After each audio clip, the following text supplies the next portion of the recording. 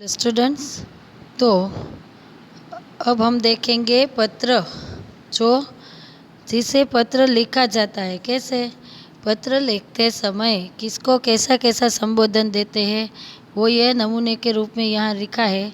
तो सबसे पहले हम देखेंगे यहाँ जो है, तो जिसे पत्र लिखा जाता है। देखिए, आपको ये कोष्टक जो दिया है, ये कोष्टक में से आपको ये देखना है।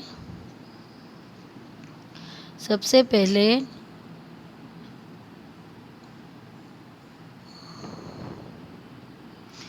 ये, तो जिसे पत्र लिखा जाता है।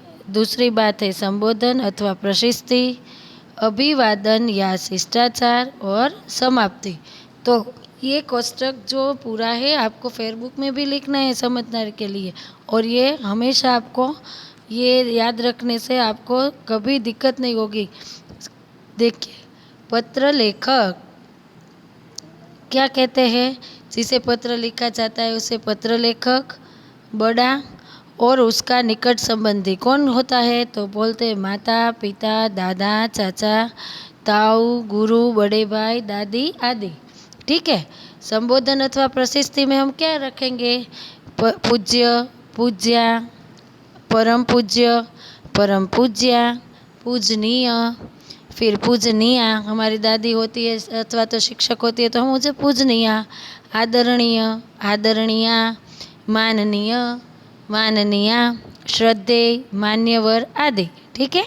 फिर अभिवादन या शिष्टाचार में हम कैसे लिखेंगे, तो बोलते हैं सादर प्रणाम, सादर चरण स्पर्श, साष्टांग दंडवत या तो सादर वंदन। ठीक है, ये हमारा अभिवादन या शिष्टाचार होना चाहिए। फिर समाप्ति में हम क्या लिखेंगे, आपका आज्ञाकारी पुत्र, आपका शिष्य या सेवक, आपका कृपाभिलाषी, आपका कृपाकांक्षी, आपका स्नेह भाजन या आदि। ठीक है। अब दूसरी बात जो है उसमें क्या है, तो पत्र लेखक से बड़ा परंतु उसका साधारण संबंधी बात जो है क्या है, तो माननीय, माननीया, श्रीमान और श्रीमती। संबोधन अथवा प्रशस्ति में आपको ये लिखना है। फिर यह अभिवादन और शिष्टाचार में हम क्या लिखेंगे, सादर प्रणाम, सप्रेम प्रणाम आदि।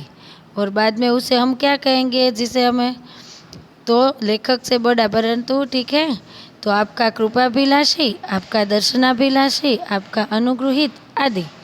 फिर हम तीसरे जिसे पत्र लिखा जाता है किसे, देखिए पत्र लेखक की बराबरी वाला और उसके निकटती संबंधी जो मित्र है उसे, ठीक है, आदि को, तो उसको हम संबोधन और प्रशस्ति कैसे कर देंगे, प्रिय, प्रियवर, प्रिय मित्र, मित्रवर, बंधुवर आदि।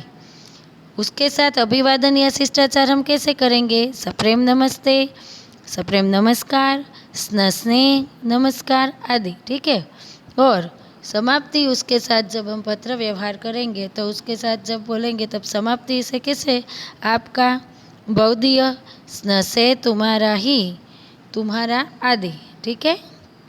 चौथी बात, पत्र लेखक की बराबरी वाला उसके साधारण संबंधी। ठीक है। बाद में 5 और लास्ट में जो है पत्र लेखक से छोटा और उसका साधारण संबंधी, उसको संबोधन अथवा प्रशस्ति हम कैसे करेंगे, प्रिय, प्रियवर आदि। अभिवादन या शिष्टाचार हमारा जो होगा वो होगा शुभाशीष, आशीर्वाद, शुभाशीर्वाद आदि। और समाप्ति हम तुम्हारा आदि करेंगे। मेरे विद्यार्थी भाई बहन, ये हमें लिखना है, लिखने समय सीखना भी है। देखिए, आपको ये समझ में लाना है। ठीक है।